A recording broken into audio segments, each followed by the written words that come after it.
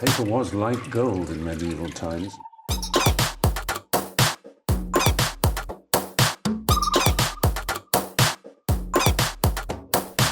Oh, not tobacco. Sugar. That everything we thought we knew about the world might turn out to be completely wrong.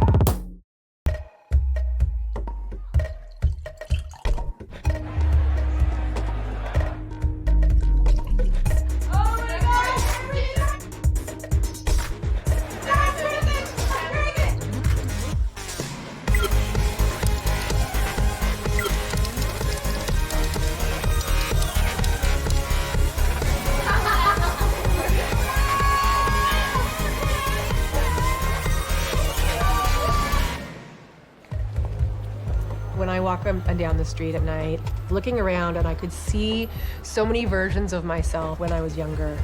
That kind of girl, that energy of just like, it's Friday night, like I'm gonna just get trashed. And the way that binge drinking is in our society today, it's so normalized, means that bad things can happen very easily all the time. And I think that's the one thing that freaks me out the most now, is that I see my younger self in so many girls and think, what the hell is gonna happen to them tonight?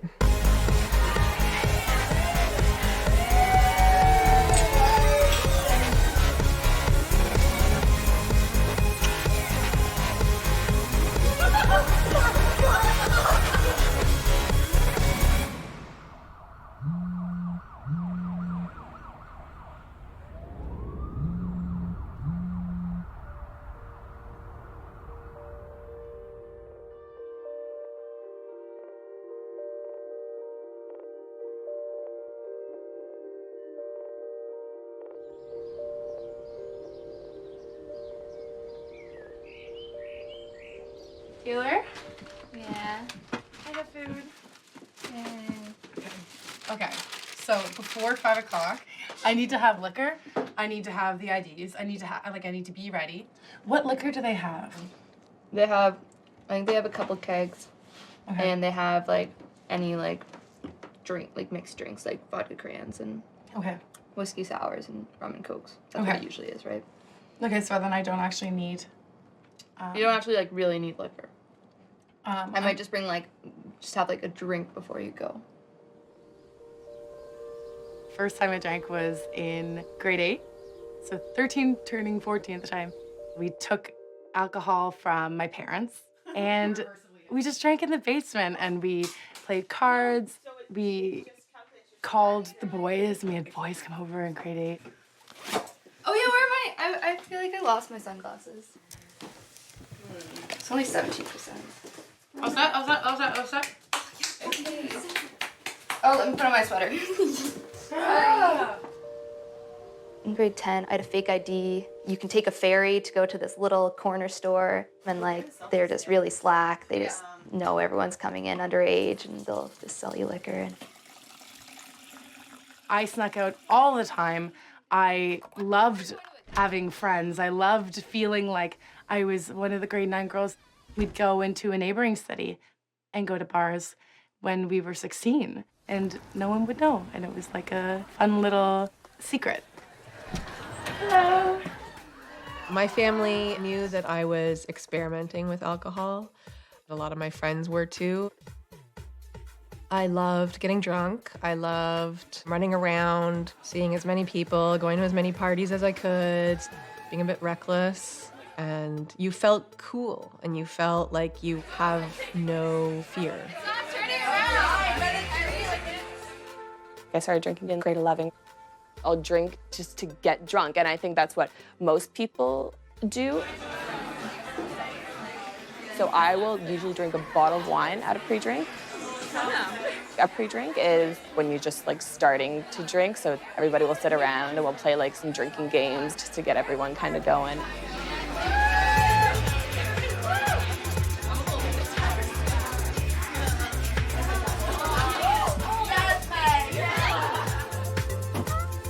Are you excited?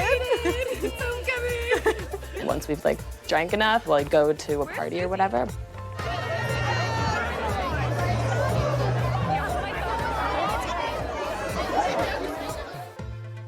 You have your own off-campus apartment, and everybody can come there, and you can get a keg, and the beer never runs out, and it felt like this Valhalla. And it was just this amazing time, and I started to experience a lot more of what we would call binge drinking.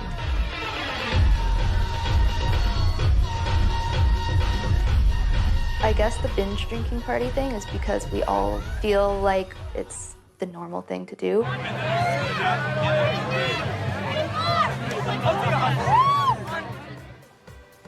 I think that the culture in university is very intense around alcohol because you're surrounded around it all the time. Everybody's partying, everybody's drinking every weekend. Like all my friends that go to like other universities are definitely doing like the same thing. This time in your life, I think this is when it's the most accepted. I go out like at least once or twice a week, and nobody would consider that like a problem.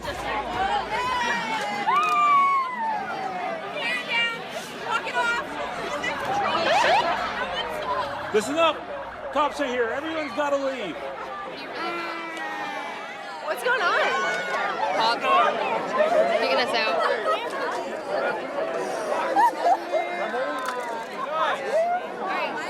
Time to go.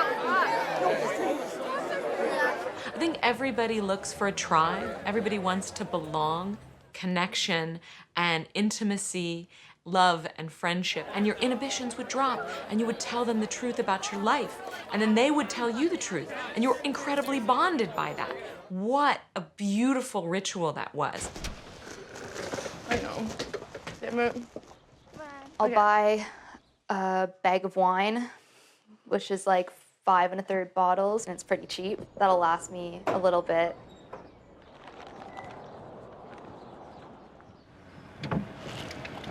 Holly, they didn't have lemon gin. This. What the hell? It's really good. Like, it is. It's really good. I've tried it before. And it was maybe, here's your money. Oh, okay. It was maybe like $1 more than lemon gin. Oh my God. The party nights would be Wednesday and Fridays are more like chillaxed, like beer lounging style. Then Thursdays and Saturdays are more like going hard, like getting more dressed up. No one questions, oh, it's Saturday night, what are we gonna do tonight? We're going to go out, we're gonna drink. Everyone just assumes that Saturday night, you pre-drink, you go out, and that's that. How's your leg? It's not doing too well. Wow, that was this morning. That's what it looks like right now. Because they couldn't stitch it up all the way because there's too much scar tissue. How did it happen again? I was like going over a fence and I kind of like impaled myself. I know. I was always saying because it's right here. What if it'd been higher, like my knee? I didn't know if you were gonna make it out to the This morning? this morning Yeah. because I woke like, up and I she's was not okay. gonna be. She's gonna be in the hospital still. Yeah. In the emergency room on the weekends, it's just Oh, like young. yeah, someone told me. It's literally just young drunk Every- idiots coming in there being Yeah. like, I did this when I was drunk. No, I went in and they were like, "Are you a student?" And I was like, "Yeah." They're like, "You're like the 5th student tonight." Well, like, God. But I probably get went off into my alcohol ass. poisoning, so it's like I'm good. The person I was with literally had to like lift me off of the spike, like, like I didn't think it was like as bad until I got into like the light and I was like, that's a lot of blood. But you didn't like feel it as much as you normally would because you were drunk. No, oh my gosh. You got it all over me, didn't you? It's all good. All good. How can you drink enough that you have a great time, but you don't drink so much that you lose yourself and you drink too far and you embarrass yourself? Okay, I'm gonna start drinking. Later on in the night, if you were drinking, you can say things that you wouldn't normally say, and you're playing, and not be 100% responsible for everything that you do. This is a really big element of competition when it comes to dressing up, looking good. There's a larger population of females than males in a lot of universities now, which kind of changes the dynamics and increases the competition amongst girls for men. When you're partying with guys, it's like you want to keep up with them, like you want to like impress them and stuff like that. Yes. Once you know you're drinking, you're like, I'm not gonna worry about anything tonight. I'm just gonna do what I want. Oh, whoa. Sorry. I was so intensely modest. Give me enough alcohol and yeah, I'm gonna go after that guy that I like. Drinking makes me sexier. Drinking makes me funnier.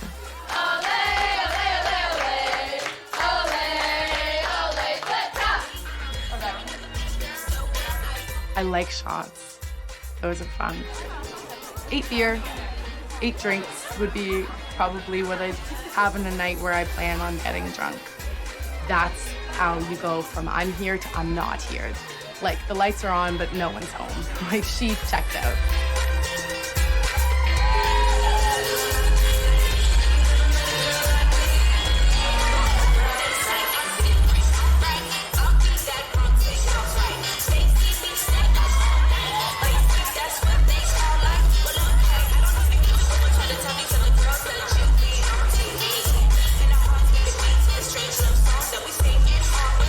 Even when I do find myself, like, I did something kind of embarrassing, if you own it first, if you're like, oh yeah, no, I did that, no one holds it against you. You've already claimed it. It's already yours.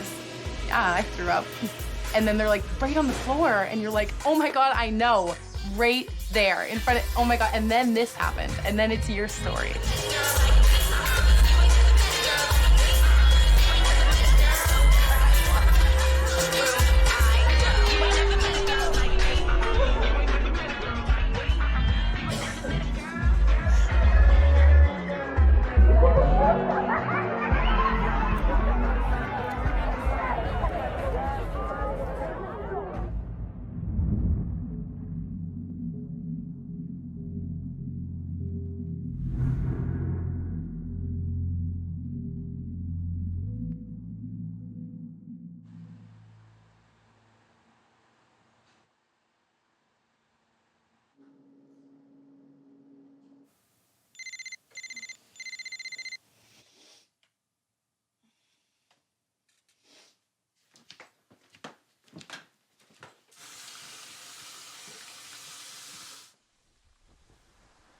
I think everyone like has had a night where they've been like, wow, you wake up and you're like, what did I do? And you're embarrassed and it's just a blackout and you don't remember.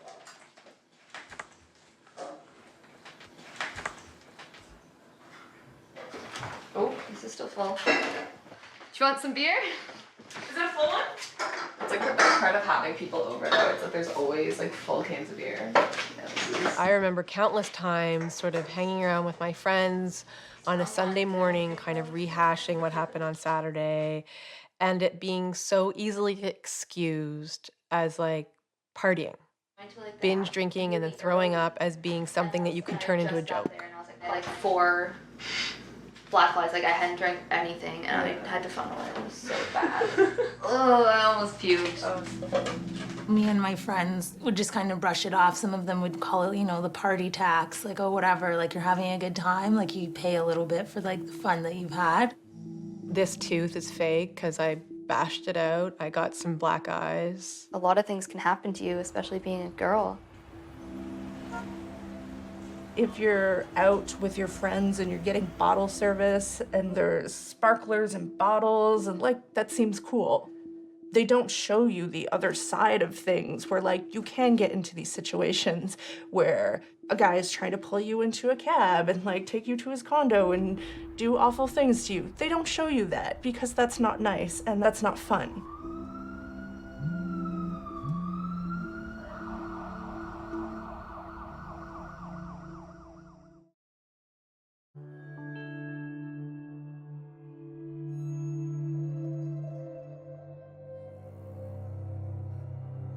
It's that time of night when every floor has a banana peel, and if I'm not careful, I might find my face against the ground.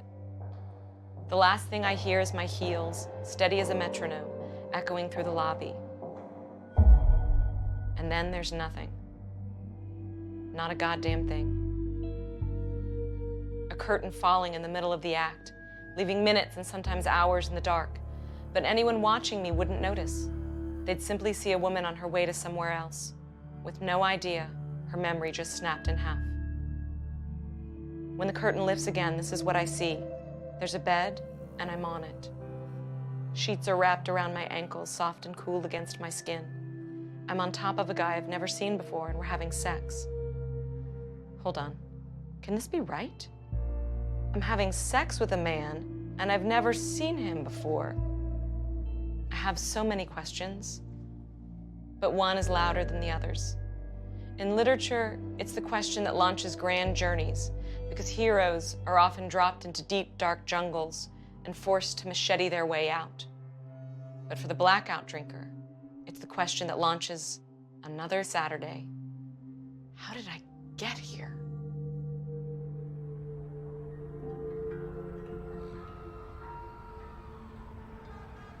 A blackout is when you drink so much that your long-term memory shuts down.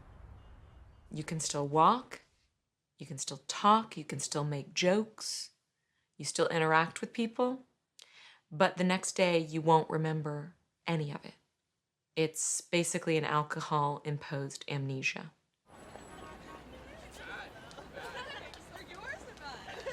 I was at a bar and I picked up a guy. I was binge drinking with my girlfriends. He's a guy, so it wasn't difficult to be like, take me home. I'm wasted. I don't remember having sex with him or anything, but in the morning when I woke up and in my walk of shame, grabbed all of my things and stumbled into his hall to get to work, I noticed that I had these 2 handprints on my hips where he had been holding me while we were having sex. Like, that gives you kind of an example of like how like a rough of a session that was. Many yeses on Friday night would have been no's on Saturday morning. You can't control what it does for you. You can't select, I want it to change what I consent to in these categories and not these. But alcohol absolutely changed my consent. I guess I laugh because of the severity of the situation. Like, I've had these conversations with my girlfriends and been like, wow, like that's like borderline rape. As long as drinking works for you, you continue to go back to it. And it's when it stops working and you're not getting the rewards and people don't think you're funny and the guys don't think you're hot. Like, as soon as it stops working, that's when you're like, oh, wait a minute, let's reevaluate this thing for a minute. That's why you can never get at people with sort of messages of what might happen. What might happen is a list that I could build till the end of time. But what did happen is something that you have to reckon with.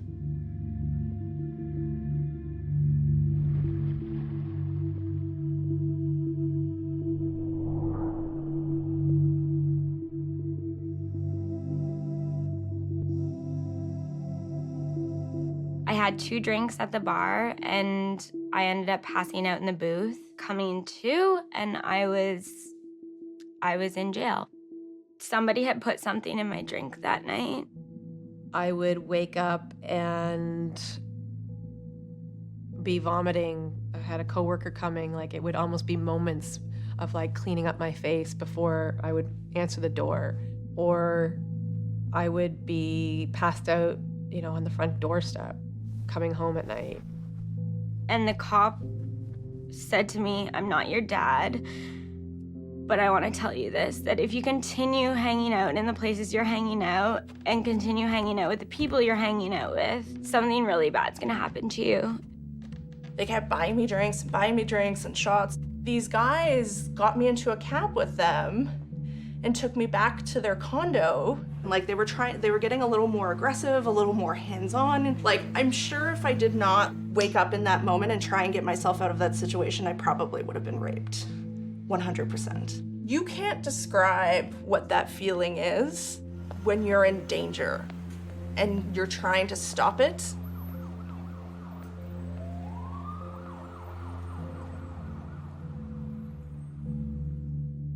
I think people's darkest side comes out when they're that drunk, hooking up with people that they didn't really want to, or just generally not knowing what happened, wishing that you did.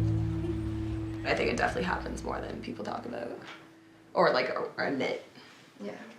'Cause yeah, if it was a situation where like you didn't get roofied and like dragged into a room, then like you would obviously hear about that. But if it's just kind of like maybe not 100% consensual, I'm sure like a lot of girls wouldn't say anything, or guys, you know. Yeah.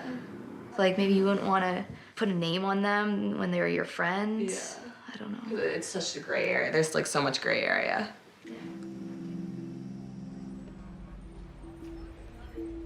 The worst part is waking up in the morning and part of you wants to ask people, but part of you just doesn't ever want to know.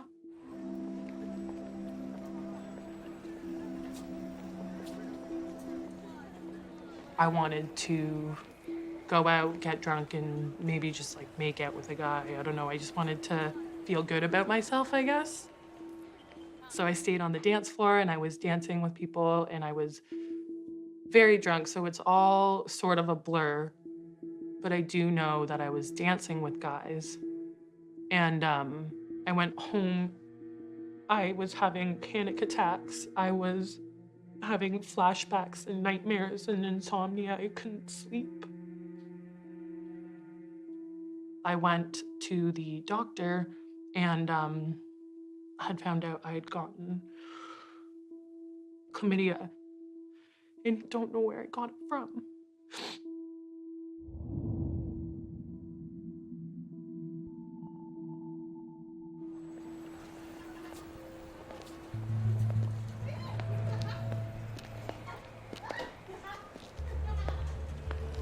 I was with someone that I had been seeing for quite some time.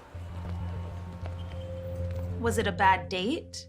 Was it my fault? Did it happen because I was too drunk? And this whole like binge drinking and party scene, it's so casual. And like with hookup culture, where do you draw the line? She says no, does that really mean no? I didn't know that until I had told a friend that story about what had happened. She's like, honey, you were raped. And I'm like, oh. Like, you don't even know that you've been raped, and that's the problem. Girls are afraid to say no. It's just whole, like, self-worth and not having enough love for yourself and things like that, and going outside of yourself and wanting to be accepted and not wanting to be, you know, the boring girl and, like, wanting to be fun. Men and boys think that somewhere in their brain that it's okay to sleep with a girl that's inebriated. Rape culture is so normal. Rape prevention isn't wear a longer dress. It's teach boys not to rape people. If someone says no, you stop.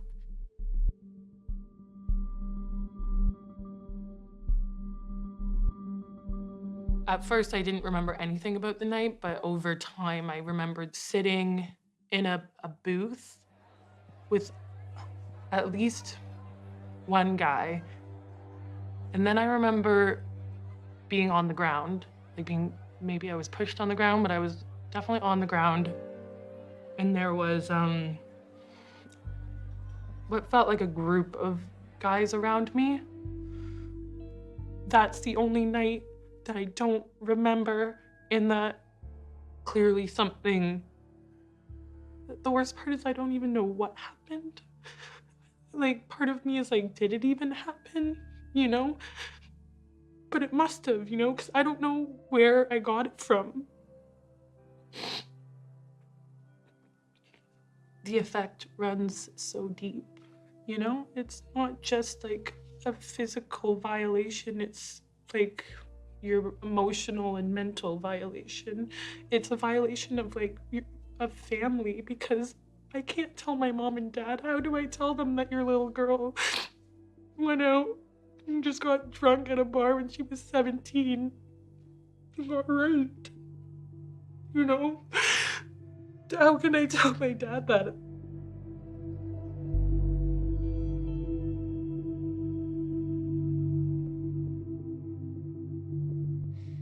There would be a sweet spot for maybe drink 2 or 3, where you feel warm and you're starting to relax and you're feeling good.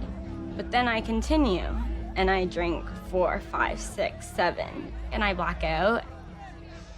I'm falling down, I'm getting injured, I'm getting bruised, I'm saying things to people I love that aren't true, that I don't mean. I'm hanging out with people who take advantage of me.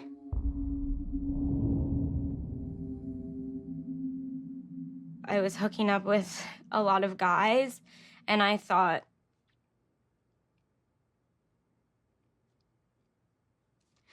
I might as well get paid for this if I'm doing it for free.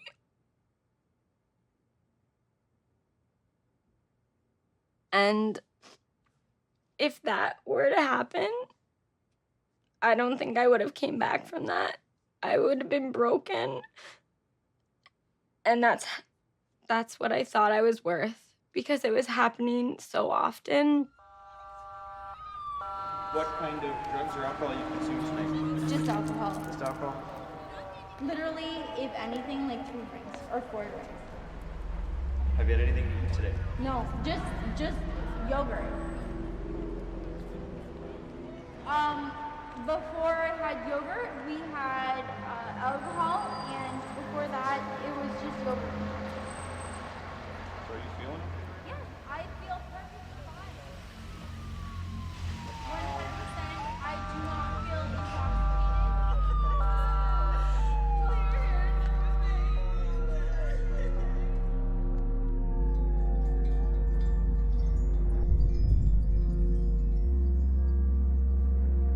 I probably would have died if I continued drinking and doing what I was doing. I fully believe that I would have died.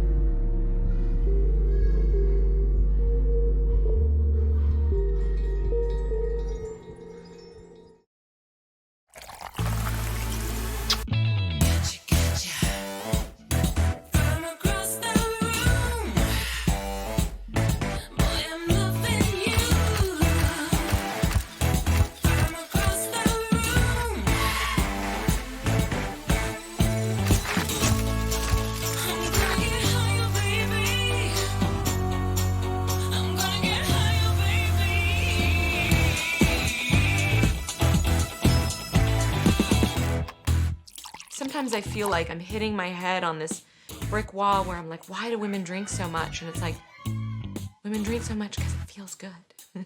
Like it feels good and it feels like freedom, and everyone wants freedom.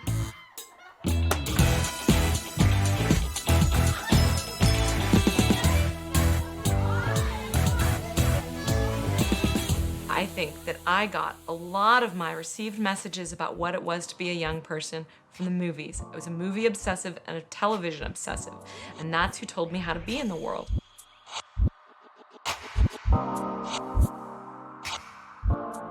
When you're watching like the Kardashians and you see them doing it, and Rihanna's a VIP and Rihanna's partying in the booth, and then like, oh, well, I'm 19 and I'm hot and I can get into this club, and like I'm in the booth with all these guys and we're popping bottles, you feel cool. The whole party scene and the glamorization of all that, you think you're somebody important when you're there doing that. And so it's a way to like escape what you're feeling, and it's a way to escape your insecurities, especially if you don't look like that image. So what we waiting for? Let's go. Let's ride. Just me and you. 'Cause it feels right. Right now. Let's get out of town. Just me and you. It just feels right. Maybe you drank too much, maybe you did dumb things, you were suddenly Carrie Bradshaw. And there was this brand of single, empowered ladies. And the idea was that you drank a lot, you had kind of marauding sexual adventures, and high five, you're living the life. Shot, shot, shot, shot, shot, shot, shot, shot, shot, shot. Here was this one too. Two good friends and a good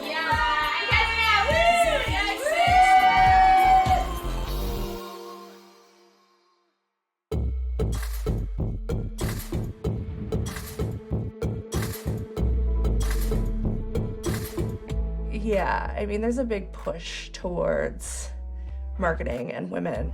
When you wake up in the morning and you turn on your computer, Whether you're checking your Facebook or Twitter or Instagram, you're going to be just inundated with images and status updates, event notifications that are pushing alcohol.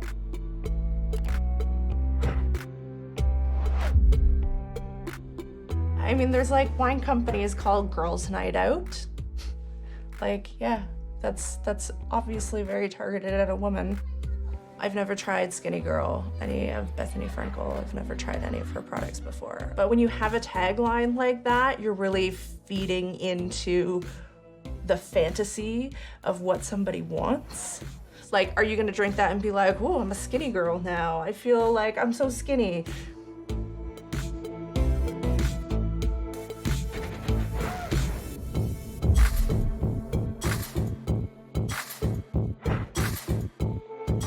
Other companies do like young people partying out on a dock in the summer, and you're like, I want to be doing that. It's like suddenly during the day, it's like, oh, it's like nice outside, I want to drink. Like, and trying to make alcohol taste as good as it can. Yeah. With like flavored vodkas and they have like birthday cake flavored and stuff like that. Yeah. Oh gosh.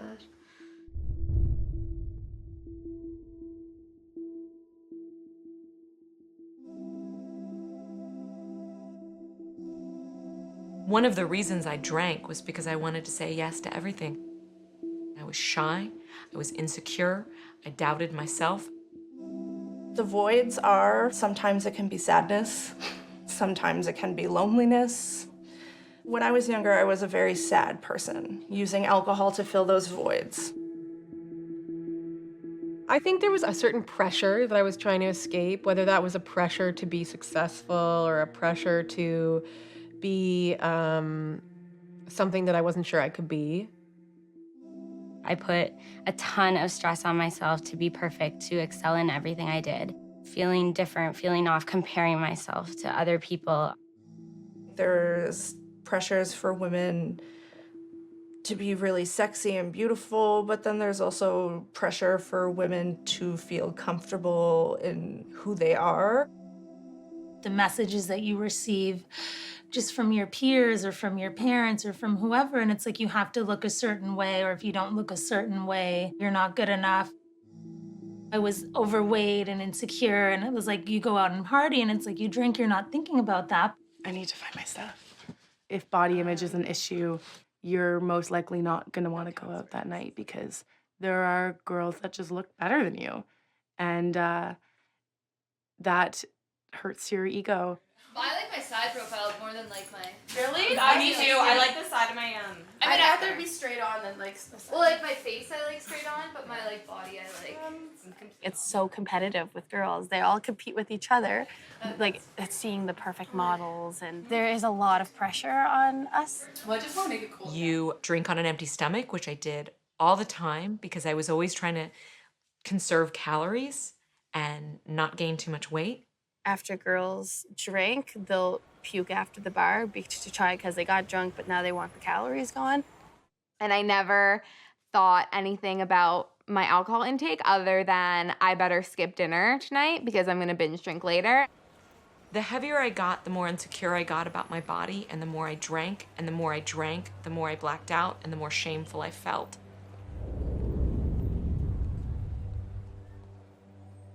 When someone gives you something that solves one of the fundamental problems of your life, which is that you don't feel comfortable in your own body, wow. That's like magic carpet ride. Like, that's everything. That eases anxiety, and all the pressures that women kind of feel about image are kind of just like quieted. The volume's turned down on it when you're drinking, and that's a nice feeling. And like, I'm not even thinking about how I look at all. I'm not even thinking about how I'm acting. I'm not overanalyzing the way people are looking at me or if they're responding to my jokes. So why not drink more? And you think everyone else is doing it, and you're comparing yourself, and you're like, oh, well, I'm not that bad, or I'm not as bad as they are. Alcohol is just constantly there.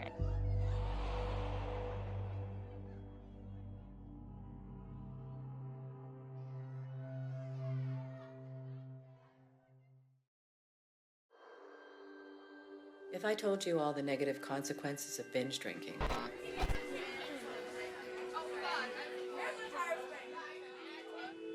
Would you stop? You know, I honestly don't think it would make a huge difference.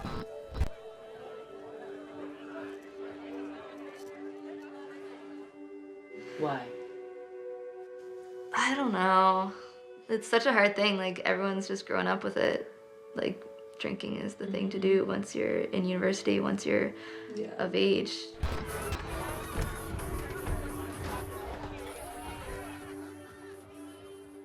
If maybe alcohol was seen as gross, then people would stop doing it as much. But it's not seen as gross, it's seen as fun, it's seen as social, it's seen as a norm. Yeah.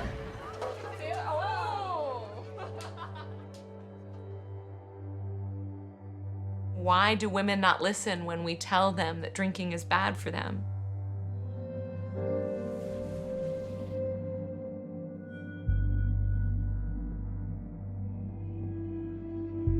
When I was 19, I went to the school nurse and she asked me how much I was drinking. It's like 35, 40 drinks a week. And she advised me to go to Alcoholics Anonymous. But I wasn't interested. I was in a blackout and I texted a friend of mine and I said, come to this bar, we're all here having fun. And he showed up at the bar and I was a mess. His heart broke because he saw me and the shape I was in. And he said, you have a problem? Get in my car tomorrow at 11:30, it'll be outside your house. If you get in the car, I will help you. If you don't get in the car, I can't be your friend anymore. It made me less funny, more aggressive. It was doing the opposite of what I wanted it to do. And I was losing friendships. It's around that time that you're not so cute anymore.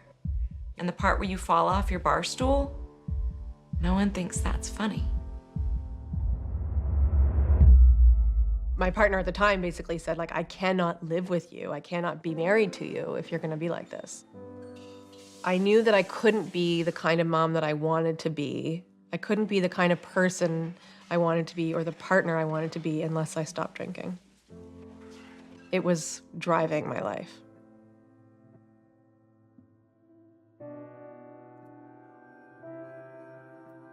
I wish that I hadn't cared so much about what I looked like in high school. And on to university, I would tell girls binge drinking now, just like I tell my girlfriends that continue to binge drink, that it's not worth it.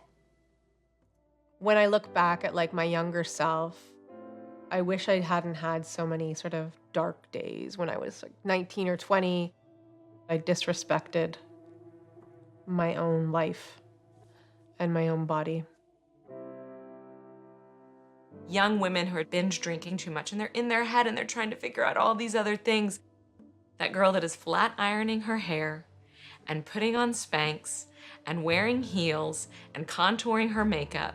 All this elaborate thing to put my best foot forward in the world, and then is going out and drinking 2 bottles of wine and falling down a staircase. I want so badly to be seen a certain way. I want to be seen as pretty and confident and together. And then I go into the world and I unravel it. If anybody had told me, Sarah, you're basically living your life like a frat boy, I would have been so offended by that. But that is what I was doing.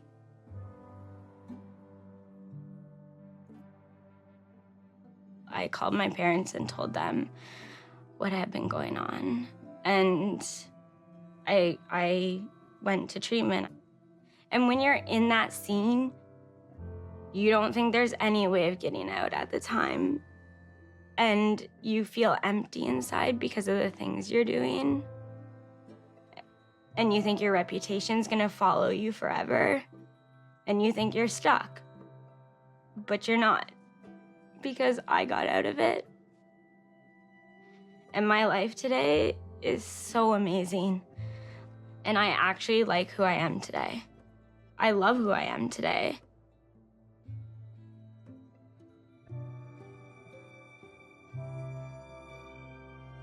It's really hard to avoid alcohol.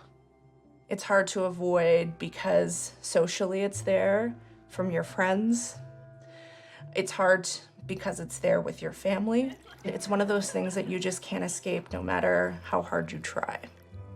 It's all you can do is try and be like the best person that you can be and know that, I hate saying it gets better, but like knowing that it gets better.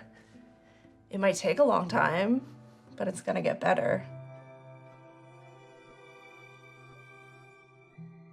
I think that it's important that we have this conversation because a very destructive lifestyle is being glorified, and I feel like there are very few people that are able to step back and realize like, hey, yeah, this is problematic.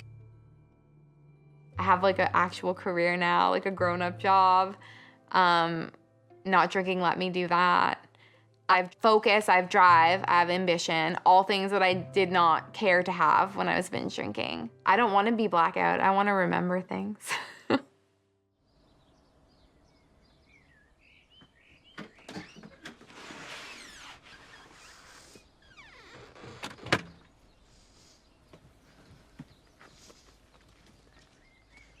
I shouldn't be waking up not remembering my night at all. It's not okay. And people think that's okay, and that's what we need to change.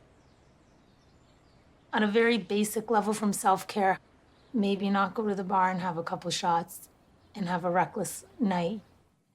I just think we can't control what the media is putting out there. We can't control, what songs these artists are writing, but we have control of us. We have control of our actions, of our behavior, of our thoughts, what we think, how we see the world. And I think that that's what's important, and that's where the change happens.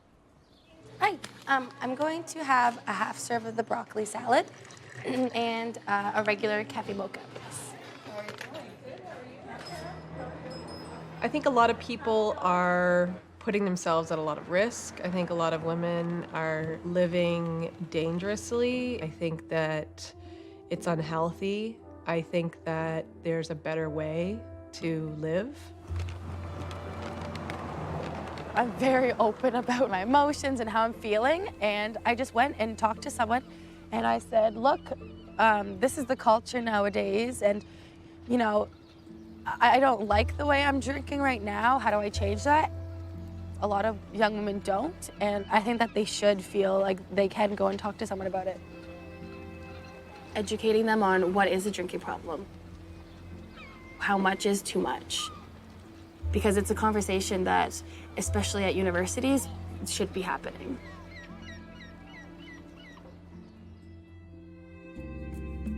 We're spinning out of control, watching life go round in cyclical motions. Drying out the dirty laundry, we've been so cautious of hiding. Spinning, never-ending cycle, a lying game, the stories recycled. Take our quarters when this blows over and stop.